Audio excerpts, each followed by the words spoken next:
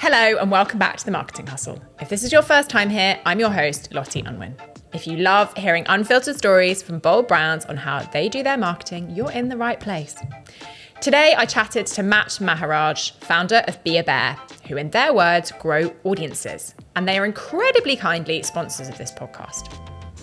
We talked about why most personas are terrible, why marketeers need to stop being marketeers and get into the real world, and his genuine obsession with killer whales, which was honestly fascinating.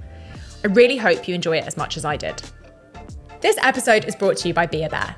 Behaviour specialise in growing audiences. They believe that the best way to build any business is with an engaged and excited audience. And over the past 6 years, they've worked on strategies to support local startups through to global super brands. This year, they've delivered projects for Molton Brown, Red Bull, MTV and Channel 5, to name a few, and they're currently working with a couple of brands from the Upworld community to help build their market awareness. Go and check them out. For now, back to the show. I want to start by talking about the beginning of your career. Okay. You cried 3 times a week. We actually are recording. Cool. Yeah, let's do it. Great. I cried a load, and I had a really weird start because I worked before I went to uni. I didn't want to go to. I didn't get into uni. I went to a good school. Didn't get the best grades. I got A and 2 Bs. Be kind on yourself. Yeah, it was good back before you had numbers. And I had a really, really good head of year. And he said to me, why don't you like marketing stuff? Why don't you do marketing? I was like, this is cool. Like a proper teacher giving you some advice. So I worked, my mum ran a PR company. They had no idea how Twitter worked. So I went in and did some tweeting for people. I think we had like a 17 grand salary or something. And ended up going to uni off the back of that. Because I was like, okay, if I go to uni, I can actually get a real job. 2 years into uni, sent a letter into a guy called Nigel Hall at Psycho Entertainment, who was headed up the TV team. I sent an email, so I managed to get his email, and went in for an interview, which I didn't realise was an interview.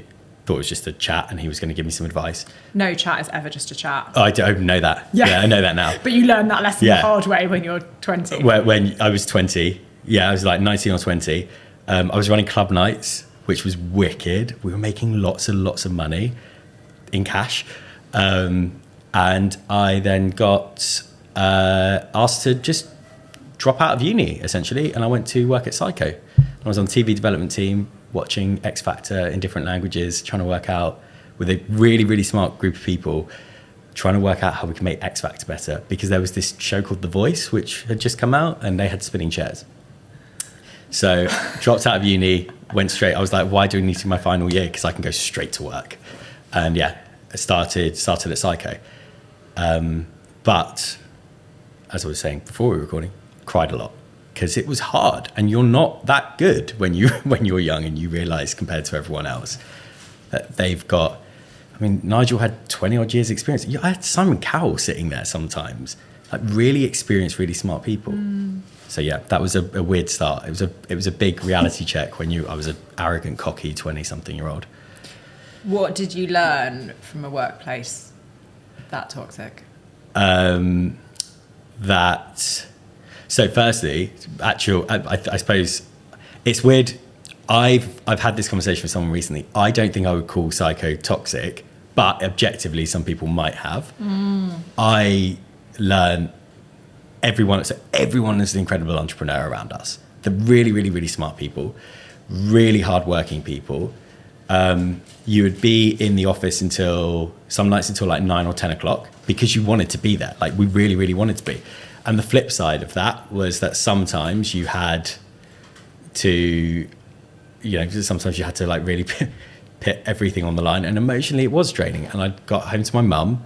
I was living at my mum's at the time. This is embarrassing. But I remember getting home to my mum and just crying away at it. And this isn't to say anything about my mum, but she was like, but you get to work on the X Factor. You get to work with One Direction. Like Little Mix were just coming out. And I was working on this project with YouTube at the time, which had been funded. And it was really, really, really cool. And I think I learned, what did I like come down to saying? I learned that everyone, this is a horrible learning, but I learned that everyone else is human. Like no one even some of the best people I ever met, I saw them getting really exasperated and break down. And these were some of the smartest, best people, like very, very, very well paid people. You saw them being exhausted. And no one can sit there and just like churn out what LinkedIn tells us they churn out with £25 billion within their first year of valuations. Like even at Psycho, where they could afford to hire everyone, we didn't have that kind of that output of people. So I think I learned like more mortality, I suppose, like career mortality. Does that make sense? That's a weird phrase. We can coin it. Yeah, let's own that. Tell me what you're doing now. Okay. So I founded an agency called Behaviour in 2018. I'd come out of a confectionery company. I was really frustrated when I was at a small brand that I couldn't find an agency that did everything. So I'd have like someone who was really good at PPC and they would charge me like a quarter of my budget. Someone who was really good at Facebook ads before they were Meta ads and they would charge me a quarter of my budget. Someone trying to sell me email marketing, which I thought was a waste of time because that was like 3/4 of my budget. And I'd have a really small budget. So I started out this kind of concept to try and be like I hate looking back at old decks, but we wanted to be a digital SWAT team that you could kind of like deploy to any project. And we were always going to focus around the audience element. Like it had to be a little bit data, but also I know a lot of people have said this in the past, but that like left brain, right brain, like we didn't want to be the best creative agency. We didn't want to be the best in terms of like pure analytics, but we wanted to be a really good hybrid agency.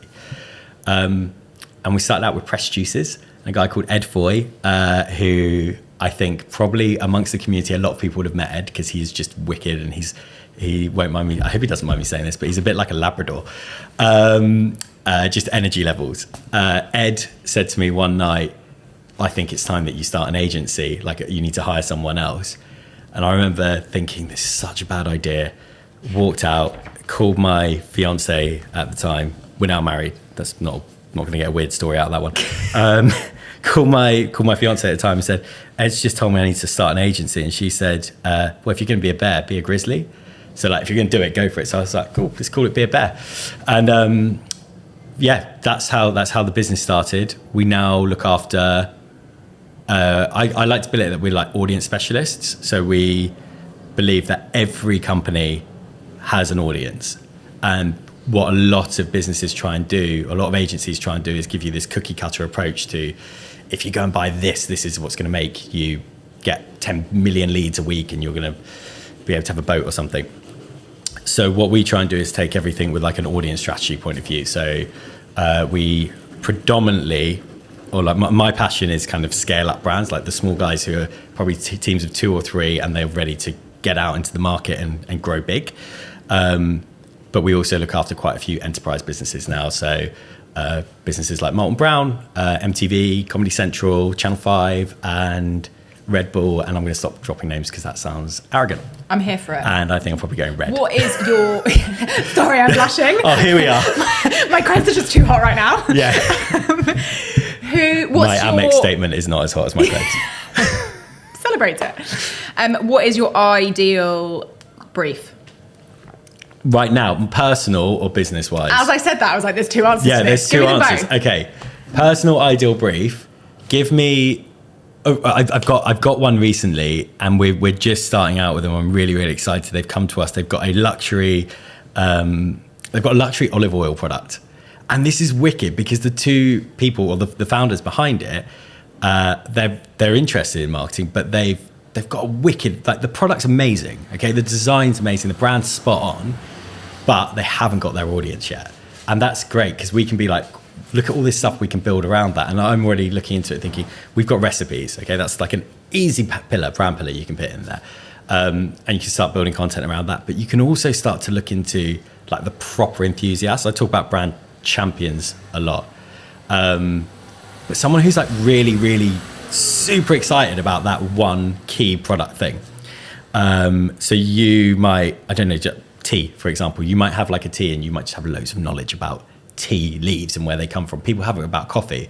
And I think that olive oil has been around for 12,000 years. And like, there are people out there who really love it. There's like olive oil specialists, like sommeliers.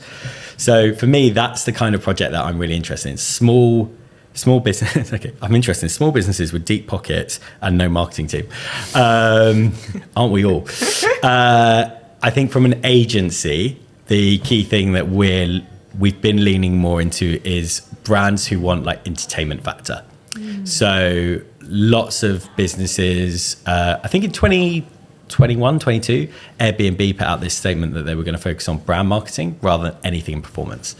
And again, I know it's a bit of a trend, but from an agency point of view, this is something we've been banging the drum on for 6 years. So it's good for us because people are now wanting to go, how do we build an entertainment model?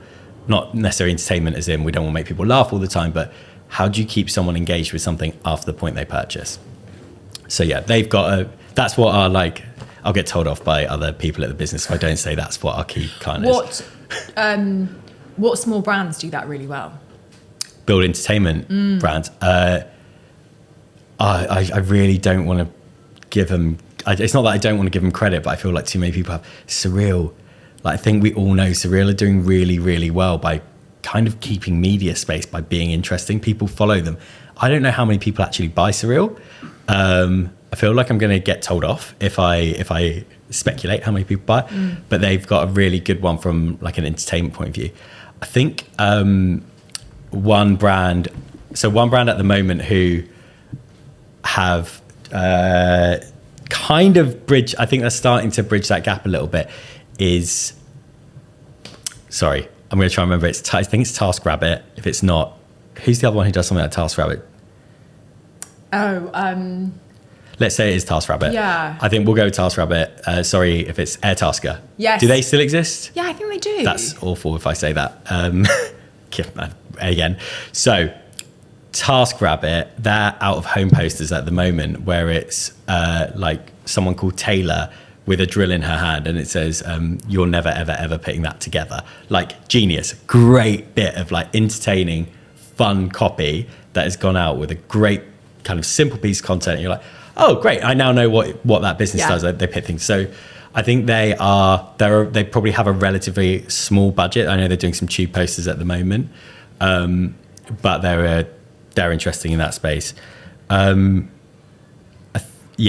sure there are some other great, there are always great examples with smaller brands who do it momentarily, but I think that there's so much pressure on them to come back and be like, well, have you got meta ads turned on? How are you making money out of this? And that's the journey of telling your board or your founders or your managing directors, investors, whoever it is, well, we might not make loads of money off this right now, but in 2 years' time, someone's still going to remember Airtasker over that other brand that I'm not even sure if they're still existing. What advice do you have for marketeers trying to get buy-in for this entertainment strategy?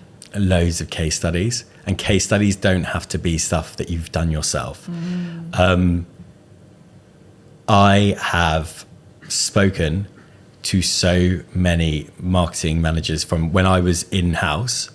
I used to reach out and just try and grab coffees with people from different brands because they will tell you something and they will happily give you information about it.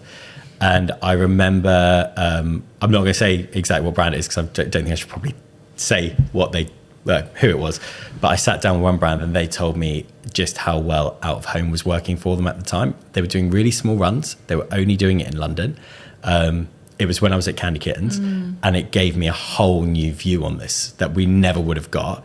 And going to speak to someone at the time like JC Deco or Global, who now own quite a lot of the rest of it, if I would have gone and spoken to those guys, they would have shown me these beautiful big case studies for what 600 grand might have got me. We didn't have that budget. We wanted to test it. But I think that particularly when you're in-house, and also something to flag up, when you're in-house at a brand, either a startup brand, a scale-up brand, people will talk to you. They will talk to you a hell of a lot more than when you're in an agency. It's really, really, really hard calling someone up and saying, hey, even like old colleagues, like, hey, Jim over at Candy Kittens, can I come in and have a chat with you about this? Because straight away, Jim, who doesn't exist, will think that I'm trying to sell something, when sometimes I'm just trying to get some insight for something else I'm doing. When you're in-house somewhere, and I think that a lot of marketers don't do this because they're scared of like sharing their notes, it's a great way to learn about what's happening in the industry. It's obviously music to my ears hearing you talk about the importance of networking. Like, this is literally my thing. Yeah, I don't want to blow the trumpet too much. I feel so strongly about it, that it needs to exist more. And I just use the word networking, which I really try and avoid because I think it has so much gross connotation to it. If you're an in-house marketer who doesn't know enough people, how and why, give me the elevator pitch, how and why should I go and meet other people? How is you could sign up to Upworld. I've heard there might be other platforms around, but I've never really seen them. They're all terrible. They're all terrible, terrible places. Dark corners of the internet. And you should go to Upfest, you should. Which was genuinely really interesting. No, it was great. It was a great day. I met some wicked people. I even shared, following it, I shared an interview task with someone who was hiring an in-house PPC person. I was like, I have a task. We've just hired a similar role. Let me just send it to you. Yeah, nice. So, okay, how you meet other people. If you're in-house, say you're in-house at a cool growing brand, whether that like probably an FMCG or maybe a tech brand, reach out to people on LinkedIn because they are more likely to want to meet you because of where you are. And they're going to look at you and go, oh, you're not an agency trying to sell me something or a platform. So it's a really, really easy way to do it to start. There are a lot of good events that people can get out and about to. They're expensive, some of them. Like Adweek tickets are expensive. I went to Cannes. I was lucky I got a free ticket to Cannes a few years ago. I met a load of amazing people at Cannes. But I think the tickets are about 1,500 quid now. So a lot of people can't justify that. I will say if you're going to Cannes, it's cool when everyone tells you about all the parties you're going to. But I was that loser who got up and got down to the first talk at 8:30 in the morning with a lady called Emily who had launched a brand called Glossier at the time. And obviously she was on very early because no one really knew about it. And now it's Glossier. So yes, getting out and about to events is a key thing. And the why you should do it, I suppose, is firstly, it's going to help you immediately in your career. It's going to help you straight away with what you're doing. It's going to give you insight. The second reason is that all those people, no one stays where they are forever. So all those people move around. I've had some brilliant, someone who I worked with in my first agency. I'm going to send her a link to this when it comes out so she knows that I'm genuinely being serious about it. I sent her a WhatsApp yesterday and tried calling her. She said she's going to call me back today or tomorrow. So Fiona, call me. But I want some insight from her about a job she used to work in, which is to help me with a new proposal that we're doing. But in the same way, I will always offer someone my time. And I think it's important. You can't just take from a community, you need to give back to it. So the second thing is that people move around, so it's good to keep in contact with them. I think the third thing is that, particularly for younger marketers, you need to build that network if you want to progress in your career. Lots of people, and I think this might be a bit of a post-COVID kind of thing. People are a bit wary of going out and meeting people within the industry. And I don't know if that's necessarily generational, but I used to go to loads of things and just meet people through, whether it was like music entertainment stuff when I was working that. Young Foodies, which used to do some pretty cool events when I was working in food industry stuff. And I made some really good friends off the back of that as well, who I just keep in touch with. And I might occasionally see something one of their brands is doing and say, hey, this is looking really cool, well done. And just like try and feed back into it as well. So yeah, I think, but ultimately, what you're doing, just join the network. I love that plug, and I actually didn't mean it to be a plug, but I appreciate it. I think you've said something so nice around making friends, which is the bit that I can't get managers to sign off investing in their team to make friends. But I do think it's such a motivator. Like if I look at the amazing people I have met through like professional stuff, my life is so much richer. Like my weekends are so much richer. My social life is so much bigger and more interesting because of stuff I've done for my job. And I think this is like the incentive that we all forget when we're like, oh, I've got to go to another work thing. It's like, this is not just work. If you're an interested, curious person, I think this is like net totally beneficial. So many, I don't know about you, but so many people.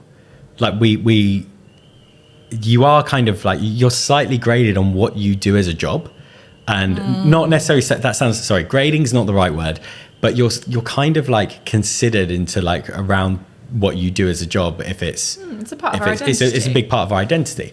And this happens a lot later in people's lives where I've got a few friends, this makes me sound really old, but I've got a few friends who are coming into like retirement. They're really worried about purpose, and they're trying to find things to do. And they're like, really good friend of mine's dad actually has given us some advice. Like, he's a CFO from a big firm, and he's coming in to help us out with like some financial planning stuff, and it's to help give him some purpose. And I think that when you look around peer groups and stuff, there's almost a bit of a pride thing about what you do at work. Usually. Usually. Maybe it's just me. Maybe I've got like, maybe I need to talk to a therapist about my like value that I put on myself around work. But I've met loads of great people through marketing, definitely through music and entertainment. I met my wife through work, and I've got probably, I'd say, a good 6-7 friends, like solid core friends that we all met through just doing work things together along the years. And we had a bit of a laugh, and you get on a WhatsApp chat, and then you're like, oh, I'm going to introduce you to this person. And sometimes I get a bit jealous because now they're better friends. And I'm like, no, come back and be my friend. Friends sharing, that's the problem. But people do, like, that we move through life. We're a sociable species. Yeah. Like we need this kind of interaction. And I think that you can meet a lot of people through work, and you've hit the nail on the head. Like, if we can get managers to invest in, rather than just team building, which can be a bit cringe, like I don't want to go out and build a raft with people and then say at the end of it, we've bonded. But I do kind of want to sit down with people and be like, okay, do you like Taylor Swift? Should we go to a Taylor Swift gig? I will say one thing that I've found really hard over the last year is the amount of Taylor Swift conversation in the office. But I've accepted it, and it's good that the team are getting on and they've all bonded around Taylor Swift. I'm looking forward to what everyone's going to do next year when we have to talk about Oasis every week, and everyone's coming in talking about what parka they're going to be wearing. So it's good. Thanks, music industry, for keeping office culture alive. Someone's got to do it. Yeah. We need to do like a millennial manager's guide to staying on top of cultural trends. Like, where's the newsletter I can subscribe to that just gives me like the 3 sentences every week that I'm meant to know? I don't think I want to subscribe to that newsletter. I am loving the trend. Have you seen the trend that's going around at the moment of like getting the Gen Z people to write the boomer scripts? Yes. And it's just people like the Curry's one's amazing. Yeah. Where I can't remember what he said. I'm not going to embarrass myself and say what he says, but he tries to explain like the whole Brat Summer thing. Yeah. I'm like, this is great content. Like, this is absolutely brilliant, but it also shows a kind of a really good working culture. Yeah. That clip not only makes me think I will buy from Curry's, but also like, working at Curry's must be a laugh. Yeah. Like, they must have a good laugh working there. Yeah, yeah. So yeah, I want to do that.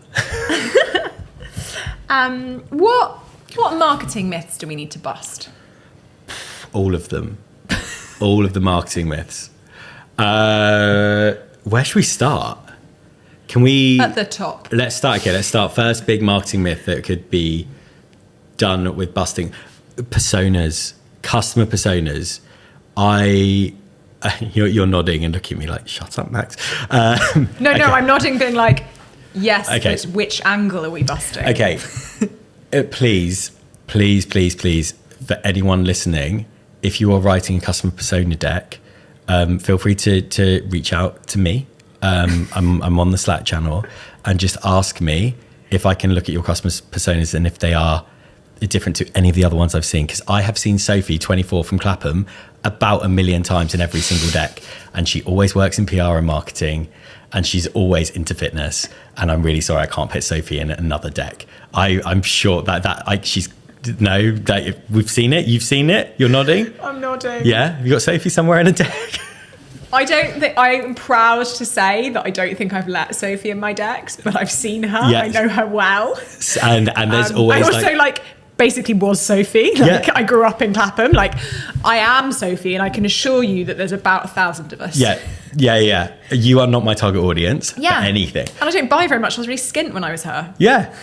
Sophie, 24, like PR and marketing exec. She's not coming out and buying your £45 a month subscription ever. She might have her parents paying for it. Or anyway. And the other one's it's always like Susan from Bradford or something like that. Like, that's the first one. Can we get away from really, really lazy customer personas? I'd like to really park them up on the other side of the world. The next one on my list of myths that I would like, or not myths, but things that I think people overlook. Your customer doesn't stop being your customer when they purchase. And this is like the basis of CRM. I'm not going to plug what we've done as an agency. I also am going to fully admit I wasn't involved in this project, but we did a big piece of work for a pet food brand called Edgar & Cooper. Once you sign up to Edgar & Cooper, you start getting emails from Edgar & Cooper. Brilliant. I'm going to stop saying their name because it's going to sound like an advert. But their customer continues to develop along the journey. And whether you have been buying off them for a month or 6 months, you need to continually remind that customer why you're still the best in the market and why you're there. Another brand that we used to work with, they did a really, really cool luxury product, but they're a relatively small business, really cool luxury product. You would be unlikely to buy that product more than once, maybe every 4 or 5 years. It was a relatively high ticket price for what it was. Using some CRM, email marketing and a little bit of advertising around people who had purchased in the past, we managed to get them to increase their rate of sale. There's that +1 kind of mentality in FMCG, like, how do I get someone to buy something one more time? When we did this, obviously the client, they were really happy about it. But the key thing for us was just, well, okay, how do we get into the mindset of the audience? How do you get into the mindset of the person? And the thing that I've definitely noticed in stuff I've purchased, I've recommended nudie jeans to loads of people. So if I'm recommending them, there's probably a load of other people like me recommending nudie jeans to other people. With this brand, if the quality is as good as they said it was, and it was spot on, and the product care and everything they do as a brand and as a business is important, other people are going to care about that. So when they're looking in the market to say and spend 300-400 quid average order value, they're going to look at recommendations. So if you can get people to actively recommend it, that's great. Lots of brands stop their marketing at point of purchase. And particularly in small brands, when you nurture that community afterwards, that's how you get them to come back. So that would be like the second thing that I'd add. So first one, kill the personas. Don't kill them, that sounds awful. Move personas, stop planning around personas. Second thing, focusing on customers after they purchase. And I've got a controversial third one. Good, drum roll. Yeah, edit a drum roll in, yeah? Brilliant. Yeah. Can marketing people stop being marketing people, please, for a minute? Just get out in the real world and ask someone who doesn't work in the industry what they think. My wife is great at this. She's like, I've never heard of that brand. I'm like, but they're everywhere. How have you not heard of these? And she's like, what is this? Why have you bought that? And I'm like, oh, but they're all over the place. Everyone in the marketing industry gets super excited. And am I allowed to talk about a brand that does this? Yeah. Okay. Well, I've just signed a piece of paper pretty much saying I'm never going to work with Surreal. But Surreal is like an amazing, I do think Surreal nail it, but they seem to be outside of marketing industry world. I don't know many people who go, oh, I've heard of Surreal. When I show them adverts, so I send them things, they go, this is cool, but not always. You're looking at me like I shouldn't. No, I'm really wondering. Yeah. As in, I'm like, that is a fascinating provocation. And I have this thing where I have moments where I just am like, my desire to be in the boardroom. Yeah. And like what I would give to be in that marketing meeting. Yeah. To look at their prompted awareness, to understand how that funnel, like, I want to be the fly on that wall. Exactly. Because I don't know the answer, and I'm fascinated in whether we're wrong, you're wrong, and it is higher, and the impressions you get on LinkedIn do make a difference to a mass market audience, and the media spend, which must be really significant. Like, there's all the organic stuff, but there's also an awful lot of paid going on. Yeah. I don't know the answer. I would like to know as well, and if they want to complain and say that I shouldn't have said anything, then they can also or tell invite me. us in. Or, yeah, we're available for board meetings. Absolutely free. I'll be very quiet. I won't say anything. We'll bring biscuits. I'll bring a slide about Sophie from Clapham, who's 24 and buys your cereal, amongst every other product that she buys. Joel, 31, loves running. Absolutely loves running. It's always got a photo. It's always a photo. I remember when I did a deck like this, I took a photo off Facebook of someone, and I was like, oh, they fit the persona. God, I'm sorry to whoever that was. But I think marketing people get very caught in the echo chamber of marketing and thinking that people know all of the, like, they think everyone gets on a tube and looks at the TaskRabbit advert and gets really excited about it. Reads them. I took a photo of that advert before and I sent it to my mate saying how cool this was. He's not going to care. I just think I thought it was a really funny line, but he's probably going to look at it and go, oh, yeah, it's an advert. He's not going to know who the brand is. It's that thing, isn't it? When you actually go to a supermarket or you go to a shop, you make that quick purchase because, like, you buy Coke because you've seen Coke loads of times, you know it's good. You don't go in there and go, I'm going to buy that drink today because they did that one really cool bit of social content I saw 3 weeks ago. Sometimes you do trade, like, you do get people into that space, but I think that it's very common for marketers to get stuck in the world that we know what's going on. I've got a comment on that though as well. Yeah. My 50-something-year-old friend the other day, who works in planning permission, was explaining Brat Summer to me, and I thought, that's a bit of good mark. You've cut through. Yeah. You've done it with that. Well done. Like, if you can get him on board, then we've nailed it.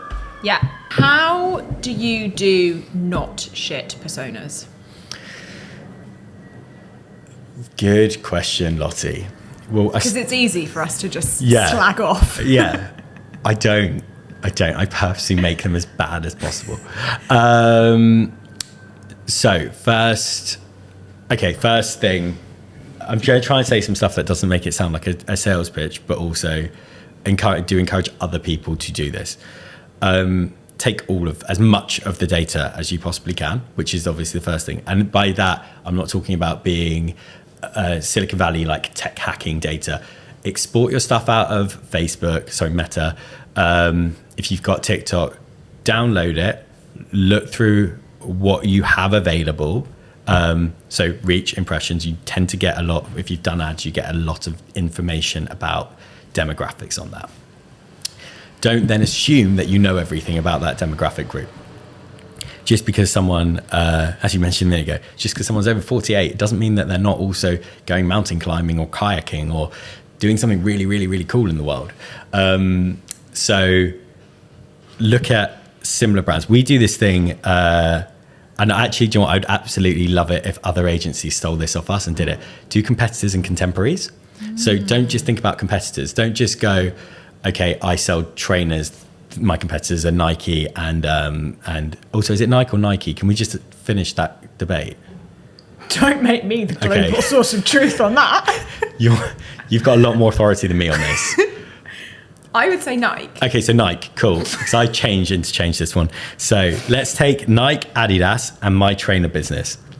They are the three. They're my competitors in this market, and this is me over here with Max's very fast trainers, that we'll call them. One thing that is super basic, and when we explain this to people, they tend to get it. I'm not wearing those trainers at the same time. I might own 2 pairs of trainers, 3 pairs of trainers, might own one from each brand. I'm also probably going to wear them with either jeans or tracksuits or shorts or something else who aren't made by the same brands. And I've got Lululemon in the mix. I might have Sweaty Betty if I'm wearing Sweaty Betty clothing. So there's a lot of other stuff. So look at your contemporaries as well as your competitors. When you start to look at that, you can start to understand what other things people might be into. And then look at how those, like who's on those Instagram pages or TikTok videos. Is there any celebrities that they're doing stuff with? Some of the best brand collaborations, particularly with celebs, are those ones that are really rogue. Like Mariah Carey for Hostel World. Like who put that together? That was an amazing piece of content. And someone needs to look that up and do it again. Also, Chris Eubank did one. totally removed from the audience. But yeah, that would be how I would get out of the persona, the pit of personas, we'll call it. I want to talk about running an agency. Go. How's that been for you? Are we doing honest answers? The honest answer to running an agency is as follows. It is all consuming, and it's particularly when I'm working with founders or earlier stage businesses. So within the first 5 years, I think that my job becomes a lot more important as the founder of the agency, because you tend to face the same problems. Like, people pay late. They always pay late. Please, if you are working with any agency, it doesn't matter how big they are, just try and pay them on time, or at least tell them when you're going to pay them. Because you never get rid of that. The big guys also still sometimes pay late. And that puts a lot of strain on cash flow. So you've got like this first level of stress. The second level of stress that comes with it is a lot of the time the people. And it's not saying people aren't good, but naturally people have holidays, they have families, they have illnesses, and you have things all around that you've got to be managing. So that plays a part. So you've kind of already got this 40% of your day-to-day stress. So then when a client calls you up because something hasn't gone exactly as you said it would in a previous plan, or their competitor has just come out and released something really, really similar to them, or they've got a campaign idea that they had whilst they were talking to Sophie from Clapham, who's 24, in the pub on Northcote Road, they've come up with this brilliant new idea, and they're like, oh no, we need to have a meeting about this now. And then 2 weeks later, they decide they don't want to do that.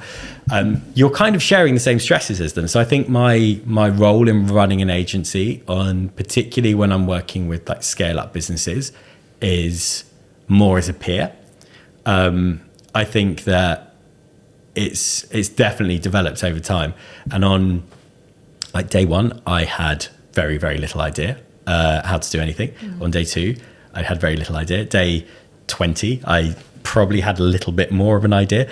And now 6 years in, loads of advice from people around. It's not going to surprise you when I say I still don't really have like a ton of an idea about what we need to be doing. We have a plan, that's great, but things get thrown at you every single day when you're running any business, not just an agency. But yeah, the fluffy answer that you can edit in is that it's great, and I love working with everyone, and I'm really happy, and I sleep really well. I never have arguments with my wife. I never turn up late to family events, and I'm feeling great. What are the biggest mistakes you've made? Biggest mistakes? Keeping hold of people for too long. So thinking that you can fix something, sometimes it's broken. And I don't think that is, I don't think that's spoken about very often. I think we live in a very British culture, and you compare us, we work with a lot of people in Asia Pacific and a lot of LATAM as well. We actually have a team in LATAM, great guy called Alejandro over there running that. But set the expectations and hold people accountable. Don't hold on to someone because you feel like you're not, or like the business hasn't given them a fair ride if they've been there for 6 months and they're still not performing. It's like horror. This is going to sound like a horrible place to work, but you've got to be honest with them and you've got to ask them. I think that's the biggest mistake that I've made, is that I'm not looking after. I'm probably doing a disservice to that person by keeping them around and just saying, hey, look, it might get better. But it's like it's the short-term motivation to be kind that makes you unkind long-term. Yeah. Well, you must have had the same problem. What's the biggest mistake?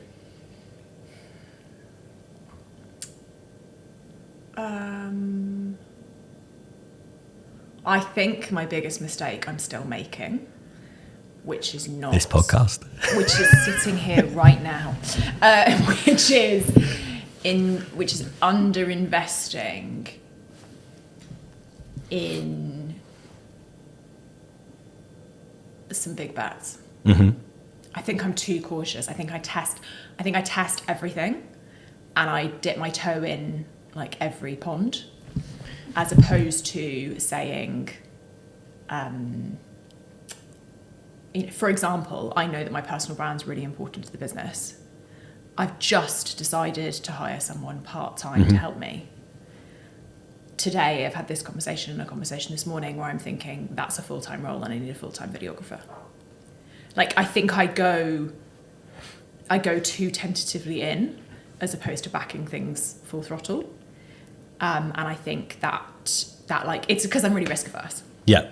I'm inherently very financially risk averse, which means I have a very stable business, which means I will never put my team under any financial stress. Yeah. But it is absolutely hampering our growth. Interesting. I think that's a really common trait that you find. I have my belief. This might go a bit on a tangent, I think, to a rant, but there's two kinds of founders, and there tends to, and this isn't to say it's as binary as two kinds. There are things in between. I'm not going to write a persona deck about these two people,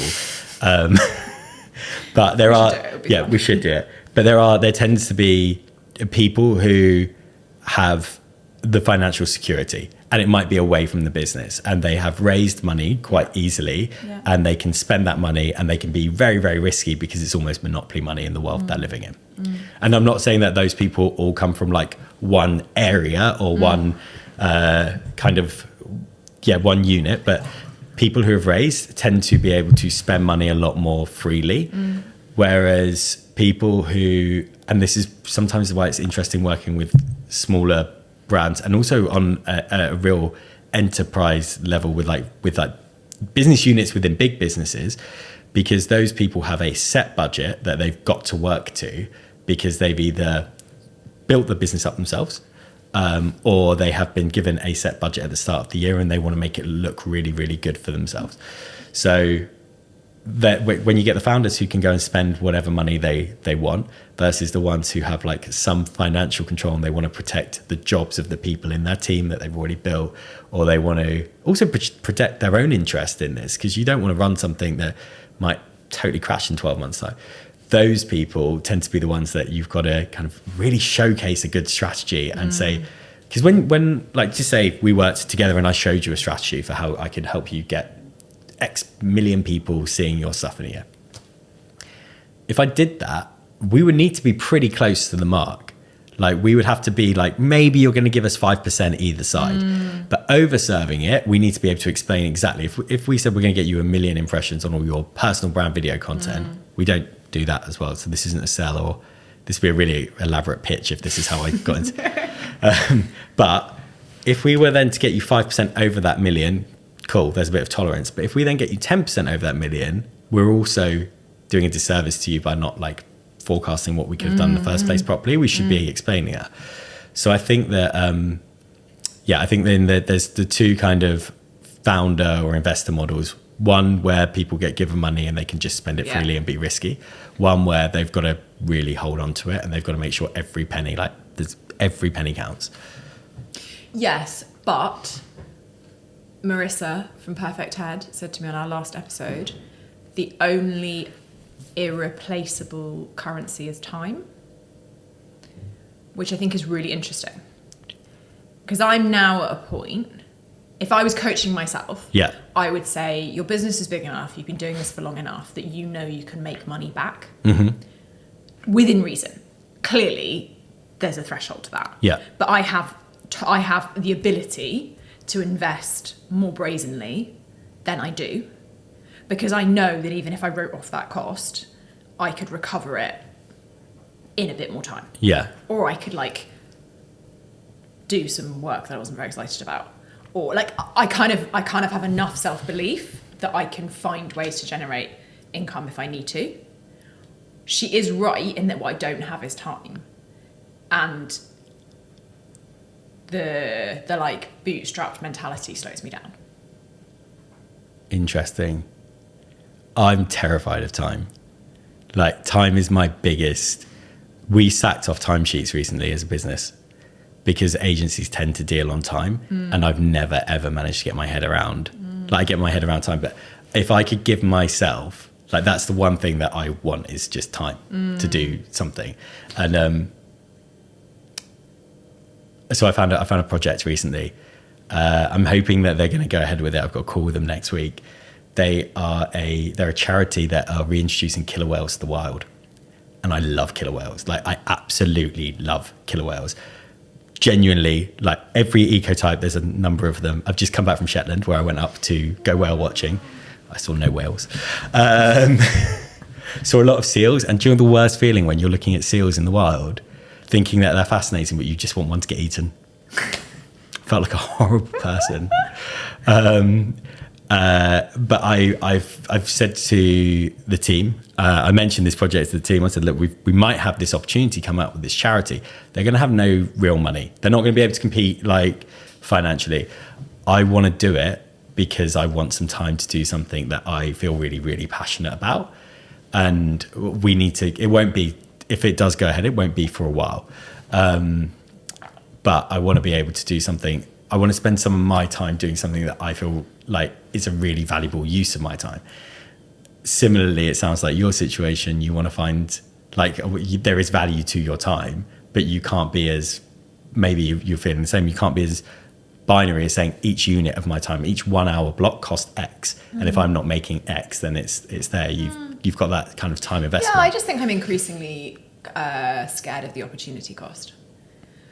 I think I'm moving from feeling young to feeling like I'm like doing the middle bit of life. It's the millennial curse. But I'm okay with it. Yeah. It's actually a really welcome, nice feeling. But I don't want to hit 40 and have the same, like, I don't want my graph to still feel flat. I don't want to feel like I was like doing the same narrative to myself every year. Have you, when did you start Copy Club initially? Well, this is it. It's been such a ride. So when I was about 23, I started a supper club for other people who were heads of marketing in startups because I was really struggling. That was not a business. That was a thing to help me get through the day. Then I incorporated the business probably 6 years ago, in order to have somewhere to manage the tax from my freelance income. Mm-hmm. No intention of that being a business. A few years after that, I decided to create time to focus on building the community and therefore needed to create some revenue from it. So that was like the first switch to it becoming a business. Mm-hmm. And so it's been a real, very slow evolution. And now today I run 3 businesses, all of which are growing. And this sounds like I'm coming from a place of being really dissatisfied with my performance, which is not. I just have a really strong sense that I'm capable of something bigger. Have you ever tried to write out success, define success? Yes, and I've got 2 versions of it. And one of them, I did it when I was about 20, I must have been in my late 20s. I wrote what success looked like for me. And I've said this before on podcasts. So it was to be able to afford my lifestyle, to have a personal trainer every day, and to work with people I loved. Okay. So I was living in London. I used to live in Delhi, so I moved back from Delhi. I had a PT every day who was a really good friend of mine who I was paying to train me on Zoom every morning, and I was sharing the cost with my best mate. And it was really good money for him, but for me, completely manageable. So hacked that, and I was working with people I loved. I was like, right, well, is that it? Right, we go. And I really took the wind out of my sails. Yeah. This feeling of okay, so, I mean, this is nice, but... And so I have the kind of the one version, which is that I'm utterly I am really content. I have an incredible life. And so that's very true in my head, which is I don't need to want for more. And then there's this other, more inarticulate version of success, which a coach is helping me define, which is pretty fancy. Yeah. It's I've got a PT, but they're in my home gym, and my home gym is lavish. And I'm working up that quite quiet, more ballsy vision that I don't really I haven't historically wanted to indulge because it's felt quite, it just makes you just satisfied with what you have. Yeah. So this was a long answer to an interesting question, which was you saying to me, what was my biggest mistake? And I think the mistake is around not managing risk right. I think it sounds like it's a similar mistake to keeping people for too long. It's all part of the same, Yeah. like not being decisive enough, not leading with like real conviction. I think it's all it's the same thing. And I think there are times where and I'm sure you're exactly the same. I'm sure like our teams would talk about lots of ways in which we lead with conviction. But I think the like CEOs you read about in textbooks who are all a bit psychopathic don't make decisions the way we make decisions. I think I wonder how much of it is like that though. Like how much of those CEOs who are psychopathic don't ever listen to people. And I'm going back to Psycho, like when I was fresh into it. We used to go and have meetings with Simon Cowell sometimes. I wasn't in every meeting. There was a guy called Charles Garland who was COO at the time, who was also great, but they'd listen to your opinions. I was 20. And but then they'd make decisions quickly. They would make decisions, but they wouldn't necessarily do it in the room. They wouldn't turn around to you straight away and go, no, we're not doing that. Like they might have something preloaded, but they'd want to see numbers. They'd want to see something around it. And I think that as well for, like we're a similar age and we're same generational stuff. We're both under 48. So, you know, we're still viable to the market. But a lot of people who get to a later, I think when you get to that later stage, there's some great business decision makers at that late stage who probably had very different career trajectories to us or to anyone who started a brand in their 30s or even early 40s because they've worked up a corporate ladder. So making decisions quickly is actually just a process or a checking exercise. So yeah, I don't know how many of those, like how many great quick Mark Zuckerberg decisions were there at the start of Facebook? Great question. We'll have to find out. Mark. Yeah, Mark. Call me. Drop us a line. Let me know. Yeah. Sorry. That was fascinating. Very philosophical conversation. That was very fascinating. I'll ask you two final questions. Two final questions. They're quick. The first is, who should I invite on this show next? Tom Newton. Nice. Urban legend. Yes. He's at Urban Legend now. He was at Grey's. Tom, genuinely, call me back, mate. But Tom's really, really good. He's very interesting to talk to, and he's just wicked. Okay. And he's a lovely guy. And he'll bring me a donut. He'll if he doesn't bring donuts, kick him Tom, out. bring donuts. Kick him out. Kick him out. Okay. But he's a lovely guy. And what is one thing that someone listening to this can help you with?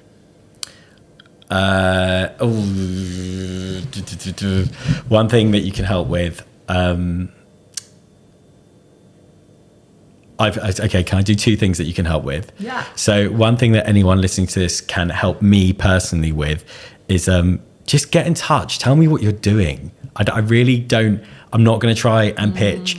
I'm just interested because I might be able to introduce you to some other people. But also, I love meeting people and talking about marketing or killer whales. I will talk to you about killer whales for a very long period of time if you're interested. The other thing, if anyone is listening who can help on this one, look at your juniors in your team or your young marketers, or if you are a young marketer listening to this, and get yourself either like sign up to the drum emails or campaign emails or something, and just look at case studies and things like that. Like, I think that all ships rise with the tide, and I think the marketing industry as a whole is probably here, and we need to kind of like make it feel a bit more positive, you know? Do you think we've got ourselves in a bad place? I think marketing's in it. I think it's a whole different podcast series on like the difficulties of the marketing industry at the moment and how we've like backed ourselves into the performance marketing corner. But we are in deep. Yeah. God, that sounds like a really good like Telegraph article, doesn't it? The performance marketing corner. Telegraph or Guardian? We'll put it in Guardian. It doesn't sound that uplifting. No, it doesn't. That's why it's got to go in the Let's end this with one amazing fact about a killer whale. One amazing. Oh my. Okay. Because that's more upbeat than performance marketing's running. Do you know what? Okay, here we go. Amazing facts about killer whales. Interesting killer whale story for you. No, let's. I don't know how I can go on this. This is, you know, my wife asks me questions about killer whales sometimes, and then she regrets it. So Lottie, can we chuck an extra 15 minutes on? We've got about 3 hours. Okay, we've got 3 hours. Cool. So killer whales are one of only 4 species to have menopauses. So the long fin pilot whale, maybe short for pilot whale, but the false killer whale, humans and killer whales. And the reason they believe is because it's called the grandmother effect. So grandmother killer whales will help raise the young in the same way that humans do. So super, super social species. Second interesting fact, bonus for premium subscribers. But bonus one here. Tilikum, the famous whale from Blackfish. Anyone? Yeah, remember Blackfish? That was I did need a name check. I appreciate that. Not me. Why would anyone know this? Tilikum was caught off the coast of Iceland. The other very, very famous killer whale in the world, second most famous whale in the world. I don't know. Free Willy? Yeah, also caught off the same coast of Iceland. So a couple of years apart. So they may have been friends. Oh, wow. So we released one, and the other one went on to kill two people. So what's the moral of the story? The moral of the story is let's not keep catching killer whales. Maybe can we try and not catch an apex predator from the sea that tears everything up? But yeah, there's a lot of interesting facts about killer whales. I'm in the process of writing I don't know what it is. I think it's a book, but it's about killer whale culture versus my family history.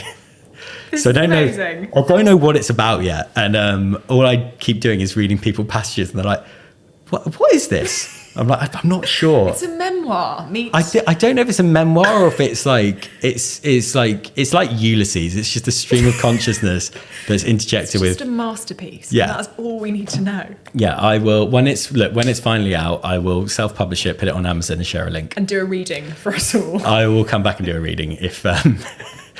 I won't come back. I won't. Don't worry. I'm going to leave and never come back. Never talk to me again. Thank you very much for having me. Thank you so much for coming. Thank you so much for listening. If you loved the episode, please do leave a review on Apple or Spotify, as it really helps us grow and get more brilliant guests on for you.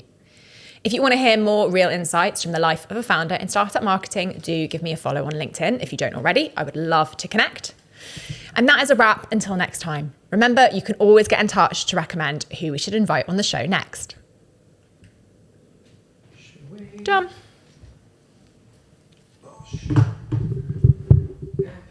Cool.